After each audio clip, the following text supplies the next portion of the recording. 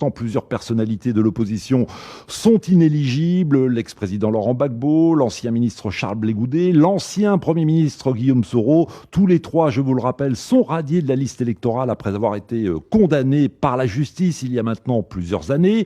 Le mois dernier, la justice a ordonné que Tidjane Thiam, qui est présenté comme le principal rival du parti au pouvoir, eh bien la justice a ordonné qu'il soit également radié. Raison invoquée, au moment de s'enrôler sur la liste électorale en 2022, il avait perdu sa nationalité ivoirienne. À 5 mois de la présidentielle, l'opposition hausse le ton. D'ailleurs, une partie de l'opposition a prévu un grand rassemblement demain ici même à Abidjan, dans la commune de Yopougon, pour réclamer un dialogue politique, la réintégration des personnes radiées, mais aussi la réforme de la commission électorale. Dans 10 jours, c'est le PPACI de l'ex-président Gbagbo qui a lui aussi prévu un grand rassemblement, mais dans la commune de Port-Bouët à Abidjan. Voilà donc pour le contexte. Que vous inspire ce climat préélectoral ? Ce matin, RFI vous permet de dialoguer avec les représentants des principaux partis politiques.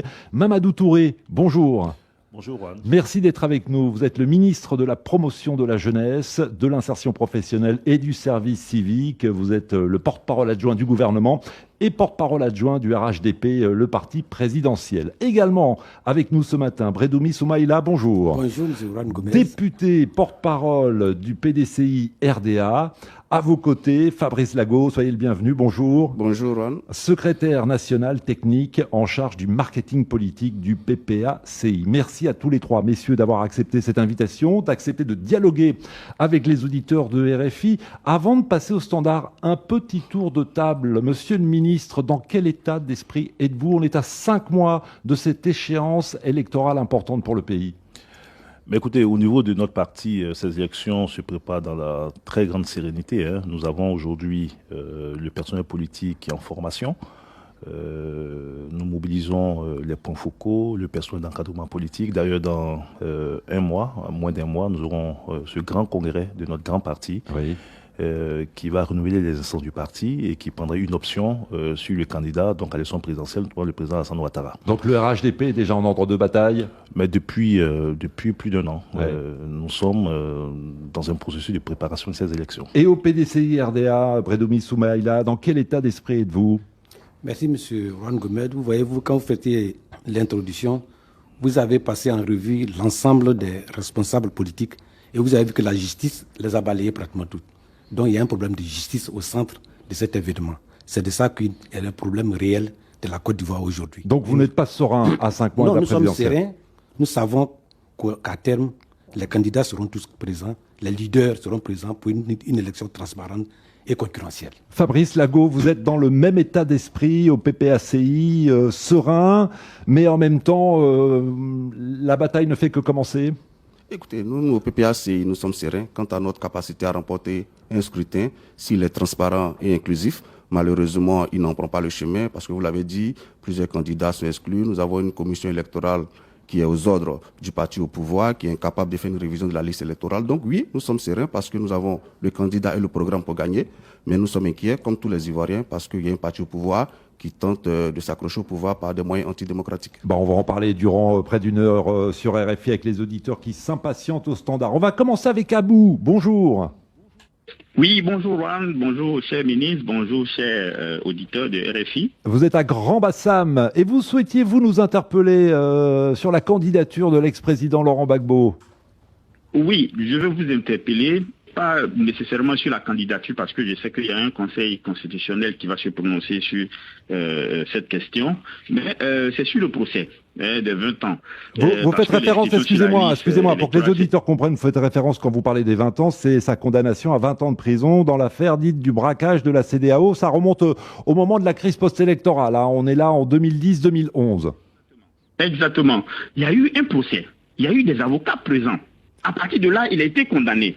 Et ses partisans se fondent sur le fait que cette condamnation n'aurait pas dû être faite de cette façon. Il y a eu des vices de procédure, il y a eu beaucoup de... ils ont fait cette condamnation pour pouvoir écarter de façon artificielle Laurent Gbagbo. C'est comme ça que vous c'est comme ça que vous le percevez au PPACI, cette condamnation à 20 ans, c'est une condamnation politique ? Vous savez, M. Rouen, le président Laurent Gbagbo a été acquitté par la CPI en juillet 2019. Oui, pour des faits qui sont liés à des crimes de guerre. Oui, bien sûr, on va y en venir. Il a été condamné en Côte d'Ivoire en novembre. La condamnation, en tout cas pour le braquage dit de la BCAO, est devenue définitive en novembre 2019. Donc, il ne faut pas être sorcier pour y voir une coïncidence. Et je précise que, vous l'avez vous appelé le braquage de la BCAO. Mais est-ce que vous savez qu'au cours de ce procès, la BCAO a refusé de se constituer partie civile? Est-ce que vous savez que les deux entités qui sont constituées partie civile, c'est l'État de Côte d'Ivoire et la BNI qui est une banque nationale. Toutes les banques internationales qui avaient pourtant été citées, avaient été accusées d'avoir été braquées par Laurent Gbagbo, ont refusé de se constituer partie civile. Est-ce que vous imaginez que Laurent Gbagbo prenne des milliards à la BCAO et que cette banque refuse de se constituer partie civile? Donc c'est un simulacre de procès auquel nous avons assisté. Mais ce que votre auditeur ne dit pas, c'est aussi qu'il y a une autre décision de justice, celle de la Cour africaine des droits de l'homme, qui demande justement, qui a été rendu en septembre 2020 et qui demande de remettre le président Laurent Gbagbo sur la liste électorale. Pour ne pas obéir à cette décision, la Côte d'Ivoire a préféré sortir de la Cour africaine des droits de l'homme. Donc, effectivement, pour nous, c'était un simulacre de procès. Monsieur le ministre, qu'avez-vous envie de répondre au PPACI sur ce point précis? Bon, d'abord, moi, je me refuse de commenter les décisions de justice. La justice a rendu une décision. Sur le fond de l'affaire, Laurent Gbagbo dit aujourd'hui qu'il n'a pas braqué la BCAO, mais je lui ai rappelé qu'à l'époque, il n'avait aucune légitimité, il n'était plus président de la République de Côte d'Ivoire. Toutes les institutions internationales lui déniaient donc toute signature. Et donc, quand vous prévalez donc d'un titre de président de la République pour aller vous en prendre à des banques, soutirer de l'argent de la banque alors que vous n'avez pas de légitimité, cela s'appelle un braquage. Maintenant, les commentaires sont libres. Ce qui est important aujourd'hui, c'est que ce pays a besoin d'avancer. Et je lui ai rappelé que nous, les hommes politiques, nous sommes aussi soumis à la loi. Bon, on ne peut pas continuellement chercher à se soustraire à la loi. Et le fond du débat, c'est notre capacité à respecter les règles démocratiques. Et respecter les règles démocratiques, c'est aussi être respectueux donc des lois de notre pays. Et donc ça signifie que comme il est radié des listes électorales, il est inéligible et donc il ne peut pas briguer la magistrature suprême en octobre prochain. À moins de trouver une solution d'ici là. Mais écoutez, alors je l'ai rappelé parce que tout à l'heure, lorsque M. Brandoumi a pris la parole, il a parlé donc d'exclusion des leaders, etc. Mais les partis politiques n'ont pas été exclus. Je veux dire que on peut avoir, même au sein du RHDP pour les élections locales, on a eu des candidats qui n'ont pas pu être candidats, etc. Mais ça ne nous a pas empêché de passer à des élections. Donc il ne faut pas créer la confusion de façon artificielle entre des individus qui imposent la loi et des partis politiques. Le PDCI n'a jamais été exclu à une élection présidentielle, le PPAC n'a jamais été exclu. Il leur revient de trouver les mécanismes à leur sein pour participer à ces élections. Alors, je vais donner la parole à M. Brandoumi dans un instant, puisqu'en plus, on va parler de la candidature de Tidjane Thiam. Je voudrais qu'entre-temps, on écoute Zana, qui souhaite vous interpeller, notamment vous, M. Brandoumi Soumaïla. Bonjour Zana. Bonjour Juan, bonjour à tous les auditeurs de RFI et bonjour à nos invités de marque. Vous êtes à Abidjan, vous écoutez. Effectivement, je me pose beaucoup de questions par rapport effectivement à la candidature de M. Tidjane Thiam et les questions que je me pose, c'est de savoir effectivement quels sont réellement les plans du PDCI. Parce qu'au vu des derniers événements qu'on a constatés le 11 mai avec la démission du président Tidjane Thiam et ensuite sa réélection le 14 mai, alors que il y a une décision de justice qui avait été rendue le 22 avril dernier, radiant ou ordonnant la radiation de M. Tidjane Thiam de la liste électorale. Oui. Du coup, ce dernier serait inéligible. Donc aujourd'hui, quand le PDCI effectivement s'entête à dire qu'il n'y a pas de plan en dehors de M. Thiam, quels sont réellement les plans du PDCI à dire? Bon, alors, c'est la première question. Soumaïla, Brandoumi Soumaïla va vous répondre. Un mot d'abord. Pour l'instant, Tidjane Thiam, il figure encore sur la liste électorale. Tidjane Thiam est candidat. Tidjane Thiam est ivoirien. Tidjane Thiam doit être candidat à la présidence de la République. Mais visiblement, il n'était pas ivoirien au moment où il s'est enrôlé sur la liste électorale. Non, mais il avait un certificat de nationalité délivré par l'État ivoirien. Il a présenté un extrait de naissance. Il a présenté, pour avoir un certificat de nationalité, il faut présenter un extrait de naissance, un acte de son père ou de sa mère. Et il a eu de l'État de Côte d'Ivoire. Donc on ne peut pas venir dire aujourd'hui qu'il n'est pas ivoirien. Donc la justice a commis une erreur. Ils ont dit l'application de l'article 48. Du Code de la nationalité. Cet article ne dit pas qu'on perd automatiquement. Le mot automatique n'est pas dans l'article. Et il y a une procédure judiciaire qui doit être enclenchée seule par le procureur de la République qui constate et qui prend des décisions. Cela n'a pas été fait. Donc là, pour le coup, c'est une décision politique. C'est une décision politique. Et justement, je vais vous faire à revenir que à partir du moment où la justice est au cœur de toutes ces exclusions, la justice interpellée, ce n'est pas du bien pour notre pays. Le ministre souhaite intervenir, Mamadou Touré. Mais la semaine dernière, la même justice a rendu une décision pour débouter les contradicteurs de Tidjane Thiam. Cette décision a été saluée par le PDCI. On ne peut pas avoir une approche à géométrie variable.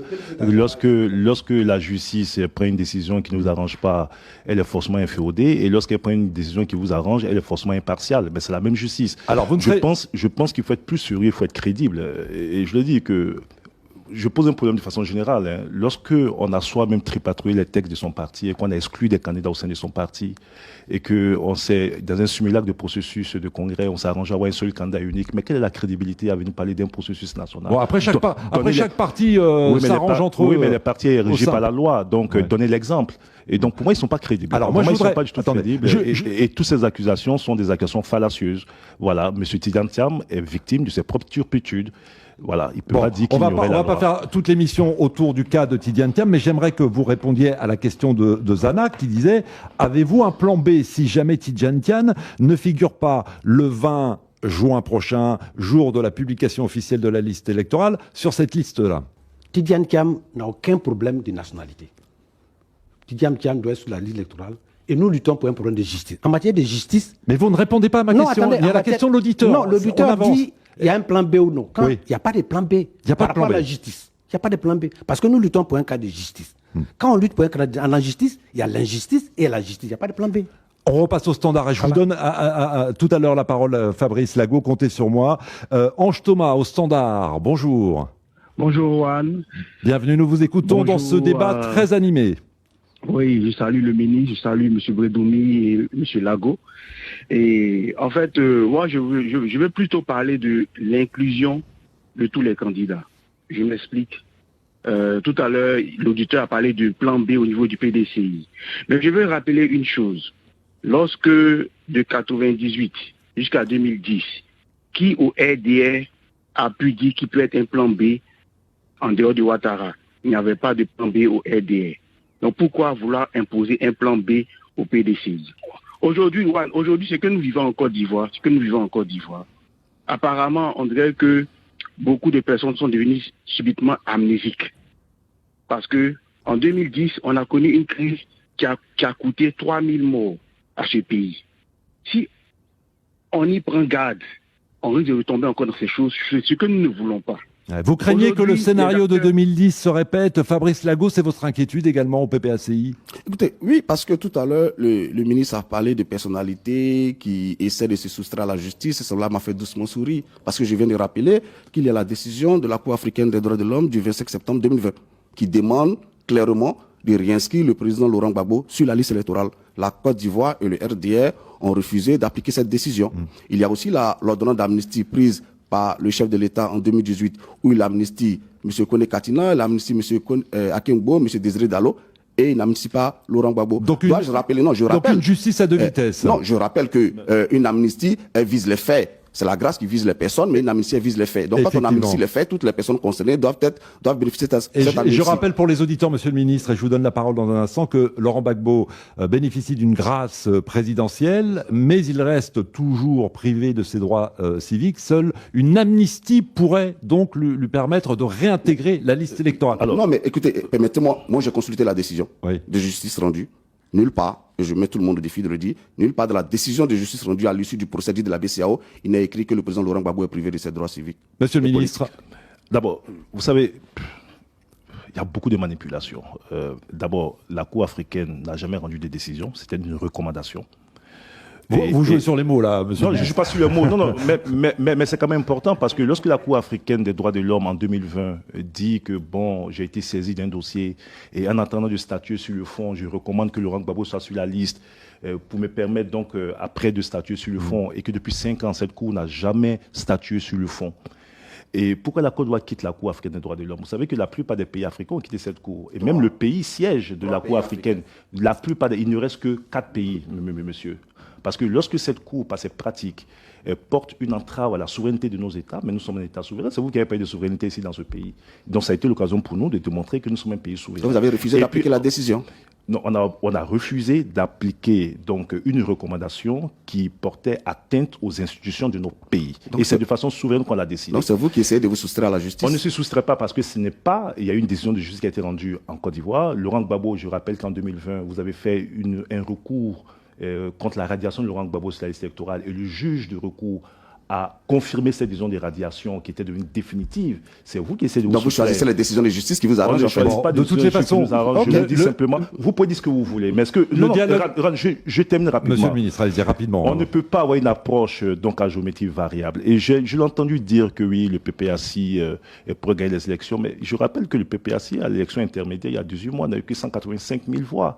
Et donc je ne vois pas comment, par miracle, vous gagnez des élections. Oui, mais là, on part sur un autre domaine. Oui, mais c'est important. Parce que les Ivoiriens, ils ne sont plus battu votre candidat en 2010. Ça aussi, je peux le rappeler. Il a battu au premier tour, lamentablement. Il y avait plusieurs centaines de milliers de voix entre le président Laurent Gbagbo et votre candidat Alassane Ouattara. Donc, on pourrait aussi rappeler ce résultat-là. C'était quand ça? En 2010. En 2010, Laurent Gbagbo a été battu par Alassane Ouattara avec plus de 54% des voix. Si on s'en tient à votre argumentaire, ce serait grâce au PDCI parce qu'au premier tour, pour les résultats que personne ne conteste, Alassane Ouattara était largement derrière Laurent Gbagbo. On s'éloigne, s'il vous plaît, messieurs. On s'éloigne complètement du sujet. On parlait de justice et vous revenez sur des résultats de l'élection présidentielle de 2010. Il nous reste quelques minutes avant de rendre l'antenne à Paris pour la dernière édition d'Afrique Matin. Je voudrais que Bredoumi Soumaïla reprenne lui aussi le micro dans un instant. Mais d'abord un auditeur. Arsène, bonjour. Bonjour Juan. Bienvenue, nous vous écoutons.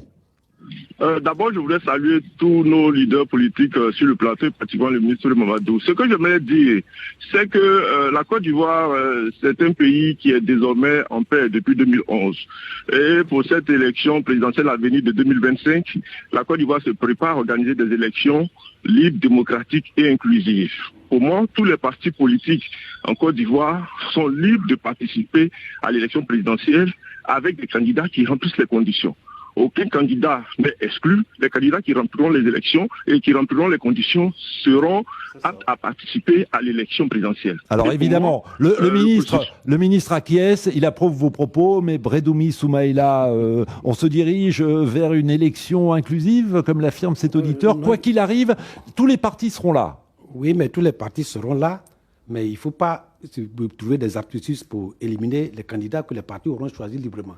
Et je dis qu'aujourd'hui, on est arrivé à 15 ans de gestion, dont 2 mandats pratiquement illégaux, et aujourd'hui, on arrive où il y a un bilan à défendre. C'est de ça qu'il s'agit. Le RDA a géré ce pays-là pendant 15 ans. On a 4 personnes sur 10 qui sont en dessous du seuil de la pauvreté. D'accord, Attendez-moi. Non, mais là l'auditeur parlait d'une élection inclusive. On n'est pas sur les programmes des uns et des autres. On a une élection inclusive. Cela veut dire que chaque parti politique doit pouvoir choisir son candidat et le faire venir. À condition que le candidat choisi respecte les lois. Respecte la justice. D'accord. Et justement, il parle de justice invariable. Vous pouvez vous imaginer un pays comme la Côte d'Ivoire où il se trouve qu'il n'y a que les leaders des partis d'opposition les plus significatifs à l'Assemblée qui ont des problèmes de justice. Alors, Monsieur le ministre, c'est quand même inquiétant. Monsieur le ministre, Oran, je voulais d'abord rectifier. Jamais il nous reviendra à l'idée d'imposer un plan B au PDCI. Ils sont libres de choisir qui ils veulent. C'est pas notre débat, c'est pas notre problème. Nous, notre souci aujourd'hui, c'est vraiment aller à ces élections, poursuivre le programme pour lequel le président Ouattara a été élu et poursuivre le développement du pays. Ceux qui parlent du plan B, c'est Jean Lubion, c'est Valérie Yapo, ce sont des militants du PDCI. Donc, vous avez beau jeu d'accuser le RHGP, mais on n'a rien à voir avec. Et concernant l'inclusivité de l'élection. Oui, mais sur l'inclusivité des élections, je suis d'accord avec l'auditeur, il revient au PDCI donc de choisir des candidats qui respectent la loi. Mais si vous allez choisir, d'abord vous avez tripatouillé les textes de votre parti pour prendre un candidat qui ne respecte même pas les lois de votre parti, ben, je peux vous dire, monsieur, que ce que vous faites au sein de votre parti n'est pas possible donc, au niveau de l'État. Et donc nous sommes aujourd'hui dans un État de droit. Voilà. Et donc il faut vous conformer donc, aux règles. Voilà. Bon, vous avez de la rébellion. Je vous laisse dans votre Messieurs, vous savez quoi, on est obligé de rendre l'antenne à Paris pour la dernière édition d'Afrique Matin. On va marquer une pause et mon petit doigt me dit que le débat va continuer pendant le journal. Restez à l'écoute des RFI. Team, on a eu aujourd'hui la première partie ou alors même la deuxième. Maintenant, je vous ai servi ici la première partie de cette interview qui était la partie la plus intéressante. Parce que c'est la partie où on a exclu des candidats principaux. On a exclu le président Laurent Gbagbo, on a exclu le président Tidjane Thiam, de la liste électorale.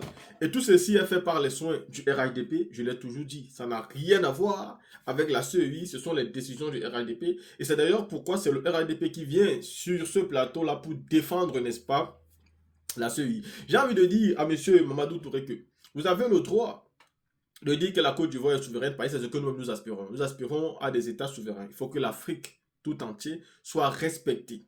Il faut qu'on ne soit plus pris pour cible. Et ça, c'est clair. Mais seulement quand vous faites encore partie d'une organisation, si vous êtes des démocrates, alors vous respectez les décisions de la justice. Même si vous vous retirez de cette cour-là, vous respectez d'abord les décisions qui étaient données alors que vous étiez encore là. Si vous ne les respectez pas, tout simplement parce que vous n'êtes pas démocrate. Il faut le reconnaître. Vous dites que c'est une cour de justice qui fait ci ou ça. Mais quand vous avez ratifié les tests de cette décision, de cette cour-là, pourquoi vous ne c'était pas un problème? En fait, elle a commencé à être un problème quand elle a commencé à juger négativement les décisions de justice qui vous concernaient. Mais bien avant, qui vous a forcé d'intégrer cette cour-là? Est-ce qu'on vous a mis, je ne sais pas, un fusil à la tête? Non, vous avez fait ça de votre propre gré. Et aujourd'hui, vous voulez quitter. Mais respectez d'abord les décisions qui sont données. Vous parlez de justice. Et pourtant, voilà donc une décision de justice que vous n'avez pas su respecter.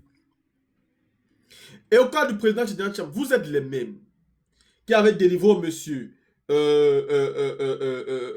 un certificat de nationalité. Et c'est avec ce certificat de nationalité qu'il a pu s'inscrire sur la liste électorale. Et aujourd'hui, vous nous dites qu'il n'est pas ivoirien. Je ne comprends pas. S'il n'est pas ivoirien, pourquoi vous lui donnez le certificat de nationalité? Parce que M. Ouattara pensait que Tidjane Thiam devait ramener le PDC au sein du RHDP. Alors il lui a permis d'avoir le certificat de nationalité. Et aujourd'hui, quand il se rend compte que le monsieur a décidé de mener le combat parce que lui aussi veut devenir président, en ce moment il dit que Tidjane Thiam n'est plus ivoirien. S'il n'était pas ivoirien, il fallait lui dire au moment où il était en train de chercher à devenir ivoirien, qu'il voulait faire ses papiers à l'ambassade de la Côte d'Ivoire à Paris. C'est à ce moment il fallait dire à Tidjane Thiam que vous n'êtes pas ivoirien. Vous ne remplissez pas les critères. Il vous faut tous les documents. Bah non, vous n'avez pas fait ça. Quand le monsieur est maintenant devenu, n'est-ce pas, ivoirien, quand le monsieur est maintenant devenu président du PDCRDA, quand il est dans l'élection présidentielle, en ce moment, vous vous rappelez qu'il avait appelé Alassane Ouattara, quand Alassane Ouattara avait fait des démarches pour lui, quand Alassane Ouattara avait appelé l'ambassadeur. C'est donc ce dont on parle souvent. Vous n'êtes pas dans un état de droit. Parce que vous pouvez prendre un téléphone et appeler un ambassadeur qui va violer les tests pour donner un document à une personne. Des privilégiés, quand ils sont avec vous et quand ils ne sont plus avec vous, ils ne sont plus privilégiés. Vous-même, vous le dites, vous avez donné des documents à Tidjane Thiam par un appel du président Ouattara à l'ambassadeur de France, de Côte d'Ivoire en France. Parce que vous estimez à l'époque que Tidjane Thiam allait venir au RDP avec tous les militants du PDCRDA. Aujourd'hui, quand vous vous rendez compte que ce n'est plus le cas, bah non, vous nous dites que Tidjane Thiam n'est pas ivoirien. Non, il est ivoirien. Il est ivoirien. Et moi, je l'ai encore dit, il n'avait pas besoin de trop se casser avec vous. Ok, le moment arrive, il faut déposer ta candidature. Il faut laisser les machins que ton nom doit être sur la liste électorale ou pas. C'est là-bas devant qu'on va voir, c'est le conseil constitutionnel qui doit décider.